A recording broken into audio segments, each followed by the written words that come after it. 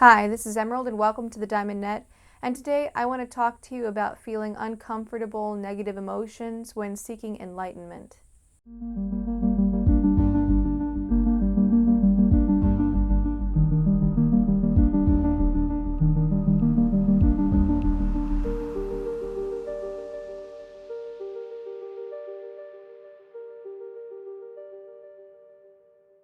Alright, so I want to talk to you about feeling uncomfortable emotions or feeling depressed, confused, anxious, angry, any of that while you're seeking enlightenment. For me personally, I've been seeking enlightenment ultimately for really actually 7 years now, but consciously for the past year and a half, knowing that it was enlightenment and actually being on the right track and doing the proper kind of exercises to get myself there.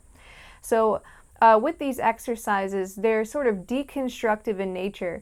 And so you're basically trying to get rid of your attachments. And in doing that, I've been experiencing some depression lately, particularly. You know, it's hard for me to actually get an escape from the suffering of life because now I'm actually putting my mind on becoming more conscious of it, and I've been getting rid of my kind of crutches and my hiding spots. So this has become kind of acute for me recently. And I just figured I would share some of my experiences and also what causes these negative feelings and how to deal with them. And I think for me, the primary cause of my depression, my anxiety recently is just because ultimately I have structured my life throughout my entire life around success and around being significant in some way and trying to make it somehow, or being a particular type of person to add value to myself. And even though I've seen now for many years that that's an illusion, you can never really add any more value to yourself in any absolute sense. Maybe socially you could do that, but in the existential sense, that's really nonsensical, because you're important because you are, and you're not important because of the things that you do. So in order to feel significant or to feel as though I've added value to myself, I used to have many activities that I could engage in, which would occupy a great deal of my time. So I would be like, oh, let me try and gain success in my schoolwork. And so throughout school, it was always, let's try to get A's, let's try to do this. Or like in my social life, oh, I can set some goal here and then I become more valuable socially. Or, I just have all these little plans that I could distract myself away from. And now, it becomes quite clear to me that anything I do externally is not going to ultimately bring me any kind of deep satisfaction like I'm seeking. Ultimately, it'll just be that hamster wheel effect. Now, I'm not saying that I'm not going to pursue things like that. Like for me, my channel, I want that to be successful and I want to be able to provide value to people. And I feel like a lot of that does come from an authentic place. But I also feel like there are some aspects of having my channel that are that same kind of like going around trying to add value, trying to add significance in some way. So that's something that I'm trying to be really aware of and like just to observe that phenomenon happen. So some other things that I've used to distract myself could be like things like, oh, I'm going to go out of the house, or I'm going to go to get a coffee, or I'm going to go and eat something, or maybe I'll take a nap, or, well, I don't get that very often because I have kids, or, some other activity that I could do, or I could go on the internet. Those are like the more frivolous kind of like leisurely activities that I would do to sort of distract myself from the emptiness, and the emptiness is really what I want to be experiencing. But there's so many things inside of me that says, ooh, stay away from that, resist that. Things have to have meaning. And so there's always this subtle thought process going on that I can notice, and it's very subtle, just always trying to construct meaning out of what's going on in reality so that I feel like I've won, or that I'm important in some way, or that I stand out or am exceptional in some way above others. And that's like kind of like the big ego talking. It's like wanting to be more successful than other people, or wanting to be more attractive than other people, or wanting to have something more than other people have so that I stand out. And I know that deep down this comes from just wanting to feel significant in some way, because the reality of the matter is that significance is an illusion. That is just a measuring tool in the human mind for determining what's important to us and what's not. But reality isn't beholden to that measuring tool. And so ultimately, I'm having to constantly create this illusion of significance in order to feel just baseline okay. So I think that that's really the thing that's causing my depression as of recently, especially. But relative to the actual seeking of enlightenment, there are also some things that have come up for me on the personal level that I think could be shared for other people seeking enlightenment in general. So one thing that I have a tendency to do is that I've always been a very cerebral person, and I've always had a tendency to sort of live inside of my head because that's what's always been safe, and it's always been something that I've been fairly good at. I never had any issues with being able to figure things out or anything like that. So my tendency is to stay up in my head where it is safe. And so a lot of times I catch myself approaching enlightenment work in the same way, where I'm trying to sort of wrap my mind around what enlightenment is, or sort of make it make sense in some way, or to understand it. And the problem there is that enlightenment does not work that way.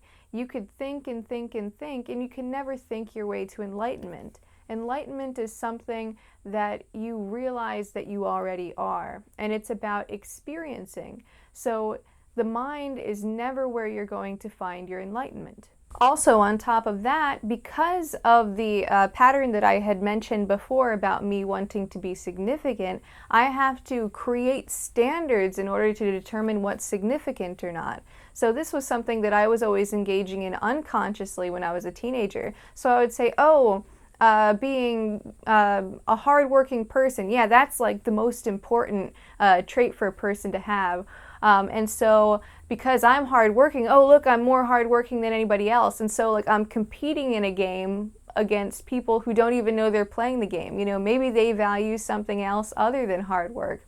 But because I was like, oh, I value hard work, therefore I can make myself the most hardworking and be a more valuable person.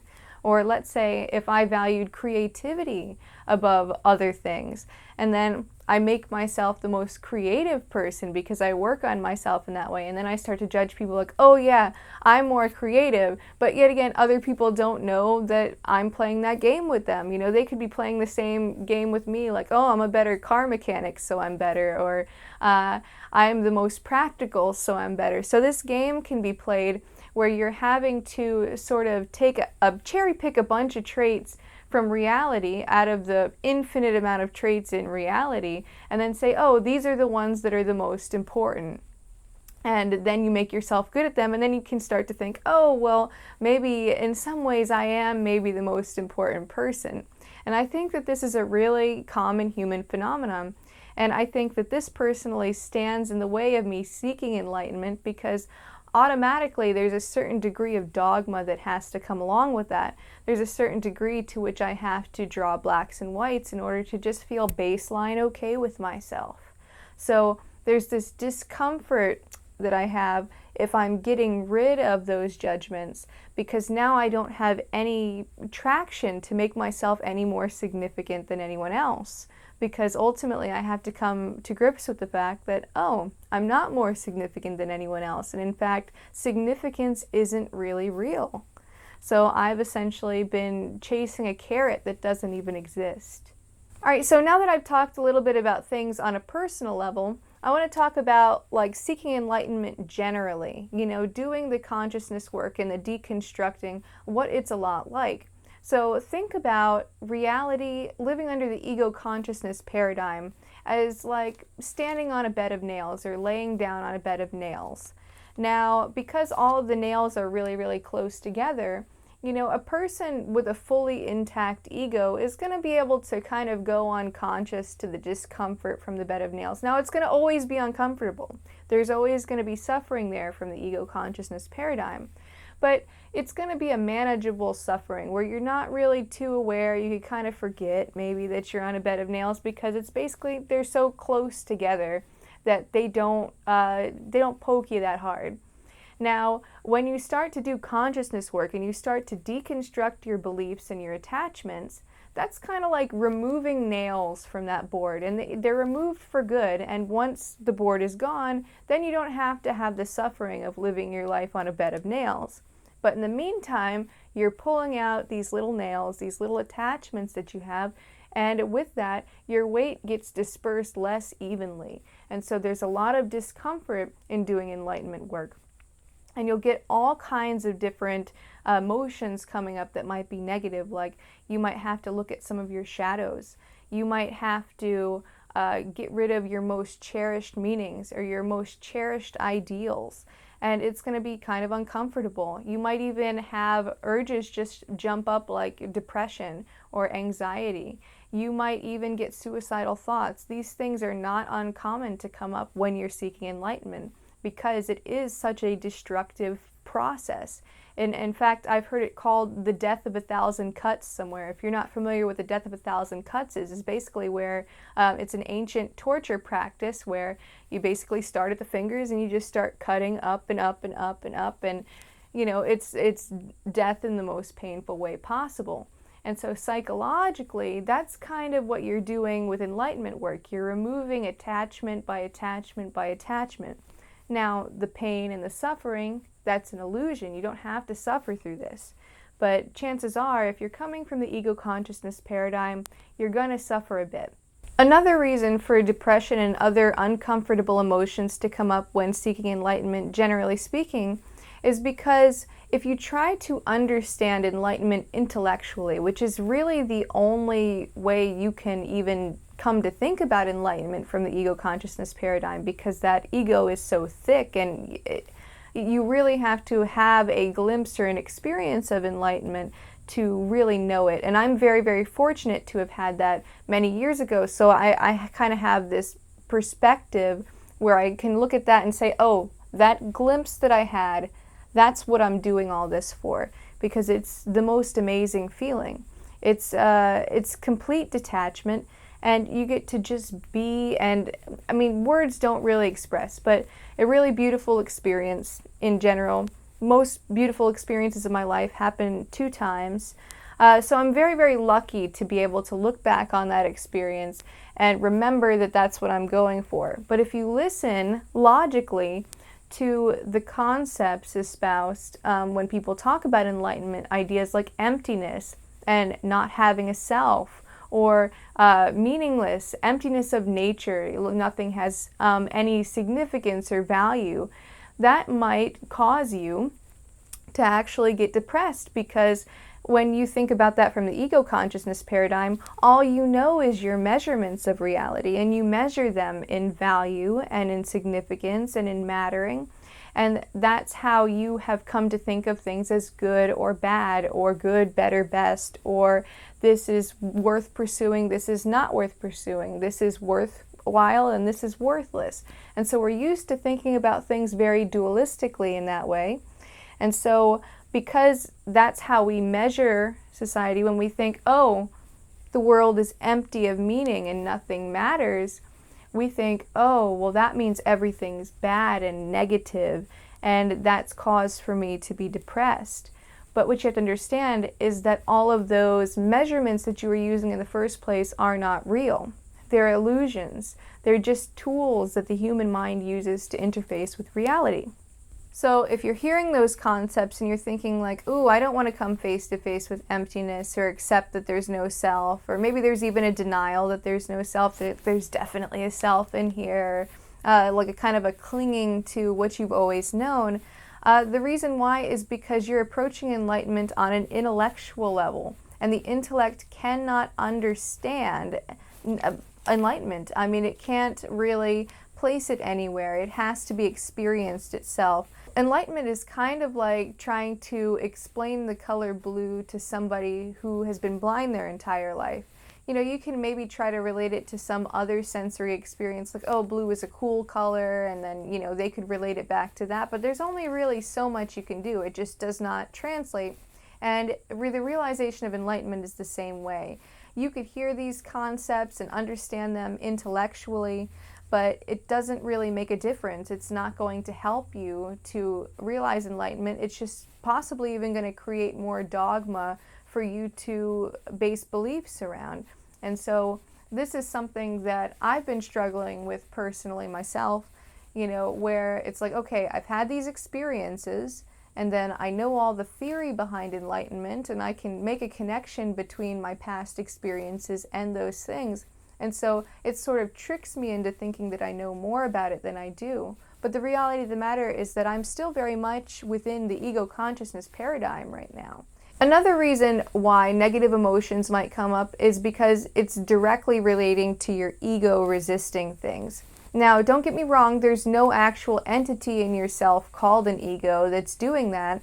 It's just that your mind works a particular way and your body works a particular way. And the way those things work together is it's meant to keep you identifying with your thoughts. It's meant to keep you identifying with your body and thinking that you're this particular self, this I person, this me person. So it's designed to do that. So enlightenment is basically deconstructing that illusion. And the mind and the body will both react against that. And it will send you thoughts and it will send you emotions to deter you off track. And the thing is that we identify with our mind most typically. So we think, oh, the thoughts that I have come from a self, or the emotions that I have come from a self. So I'm generating them. I'm controlling them. But that's part of the illusion. The reality of the matter is that thoughts come up at random, just like external phenomena. Just like you have no control over that, like a thunderstorm or a rainstorm, your thoughts and emotions are the same way. And so when the thoughts or emotions start seeing like, oh, this person might be trying to disidentify the thoughts and the emotions and see them as impersonal without relating them back to a self. So let's send some negative feelings their way. Let's send some thoughts that are discouraging. And so those various thoughts and feelings that come up are specifically to derail your progress from enlightenment. It's why enlightenment is so difficult to seek despite it being very, very simple. So I think a really good analogy for this would be a scene out of the 1986 movie The Labyrinth. And basically Jennifer Connelly's character, Sarah, who's the main character of the story, her little brother, Toby, gets taken by Jareth the Goblin King, played by David Bowie. And basically she has to go through this labyrinth and find her way through this giant thing to get to the castle at the center. And so basically it's like an impossible task to get through this labyrinth, and she has to go through all sorts of twists and turns, which can have like a lot of great relevance to seeking enlightenment, I think, to think of it like traversing a very difficult labyrinth. And basically, eventually, she befriends the groundskeeper Hoggle. And she gets Hoggle to take her to the castle because he knows the way around the labyrinth. And there's one area that they go through where there are these giant stone heads that talk. And they say, "Beware, don't go beyond this point. Beyond this point is sudden death. You will die," and it says all these things. And basically Hoggle explains to Sarah that that actually means that they're on the right track to the castle, because these are deterrents, because the Goblin King doesn't want her to get to the castle. And so the more deterrents that you hear like that in enlightenment seeking, that means the closer that you're getting. It means you're on the right track. You just have to be able to tolerate them as they come up and just kind of hold them in your awareness without believing them or thinking they come from a personal you. So that way you can kind of traverse the labyrinth to enlightenment. Yeah, so some common feelings that might come up are like you might get sleepy during your meditation practice. Sometimes, like if you've ever like procrastinated on something, that's kind of the ego sort of like resisting against that. So it might come up with sleepiness, or maybe I feel a little hungry or thirsty, or you might just feel restless, like you don't want to sit still. You might get depressed, you might get anxious. You might have just an urge that says, get up right now. Like if you're sitting in meditation, I've had that a lot of times where there's just like it's trying to convince me to get out. Like where it's like, oh, I could stop my meditation right now and it's okay because I sat down for a little bit. Like these little thoughts kind of talking you out of things and making you feel like it's okay to just do something else.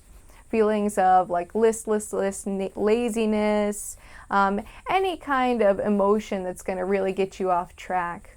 some thoughts that might come up are like, oh, am I even meditating right now? Oh gosh, I hope meditation isn't pointless. What if enlightenment doesn't even exist and like, I'm just putting forth all of this effort for nothing? Or what if I'm already enlightened and it just sucks? And like, or what if I become enlightened and I don't notice it and then it's like not all it's cracked up to be? Or just any thought that's like just meant to derail your focus. Think about all of those thoughts and those urges, and those all come from the ego. Those are all defense mechanisms for the ego trying to protect itself. Sending thoughts, sending emotions to keep you identified with them and to make you think that there's a self thinking them and believing them. So you don't have to believe those thoughts and you don't have to listen to those urges. You don't have to do what the emotions tell you to do. You just be aware of those things and you watch them as they come up. And you'll notice that they're kind of like paper tigers. They don't have any power, but they just look scary. They look like they need to be paid attention to, but they don't.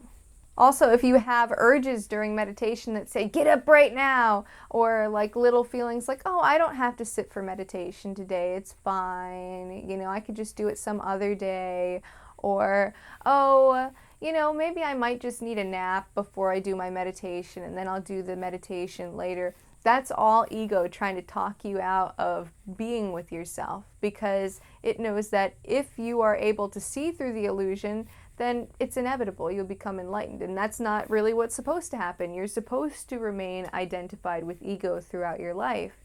But if you want to, you can kind of get around that and you can live a life free of suffering and, be able to really make wise decisions in every situation. And basically it'll be a lot of an easier way to go than to live identified with ego. So just take heart, if you feel negatively in any way while you're seeking enlightenment, just understand that that's completely normal and natural. And it's not any kind of sign that you're on the wrong track. In fact, it's a sign that you're on the right track, just like Sarah with the talking heads during the labyrinth.